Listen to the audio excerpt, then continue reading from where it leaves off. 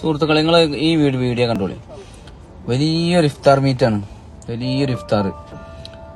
അതെന്ന് പറഞ്ഞാല് ഒരു 1500-2000 ആളുകളെ ഒരേ സമയം ഭക്ഷണം കൊടുക്കാൻ പറ്റിയ ഒരു സംഗമം.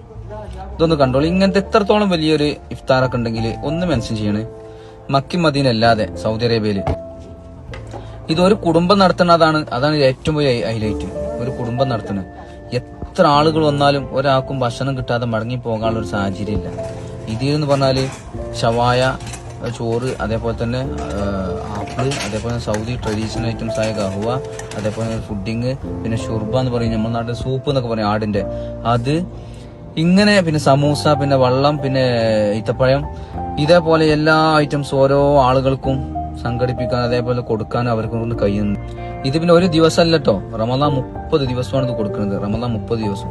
പിന്നെ അതുപോലെ തന്നെ ഇവര് എല്ലാ വ്യാഴാഴ്ചയും ഉംറക്ക് ഫ്രീ ആയിട്ട് കൊണ്ടുപോകും. എത്ര ആളുകളുണ്ട്? ഒരു 10-12 ബസ്സൊക്കെ ഉണ്ടാവും ആദ്യം. ഈ വർഷം എത്രയെന്ന് അറിയില്ല.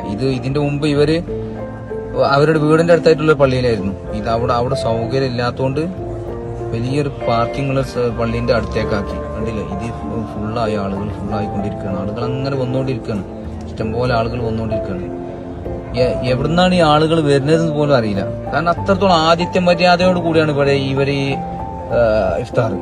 അതാണ് അതിന്റെ ഏറ്റവും വലിയ ഹൈലൈറ്റ്. എത്ര ആളുകൾ വന്നാലും ആളുകൾ വന്നുകൊണ്ടിരിക്കണില്ലേ, എത്ര ആളുകൾ വന്നാലും അവിടെ ഭക്ഷണം കഴിക്കാനുള്ള സൗകര്യമുണ്ട്. അതുപോലെ തന്നെ ഭക്ഷണം കഴിച്ചു കഴിഞ്ഞിട്ട് കൊണ്ടുപോകാനും കൂടി അത്രത്തോളം ക്വാണ്ടിറ്റി ഉണ്ട്. പിന്നെ ഉള്ളിൽ സ്ഥലമില്ലാത്ത ആളുകൾക്കാണെങ്കിൽ പുറത്തും ഇഷ്ടം പോലെ സ്ഥലമുണ്ട്. അത് ഫുള്ളിൽ ആളായിരിക്കും, ഒന്നും ബാക്കിയാവൂല. അതാണ് ഇതിന്റെ ഏറ്റവും വലിയ ഒരു പ്രത്യേകതകൾ. അപ്പൊ ആർക്കും വരാം. ജിദ്ദ മുഹമ്മദിയയിലാണ്. എല്ലാവർക്കും സ്വാഗതമാണ്.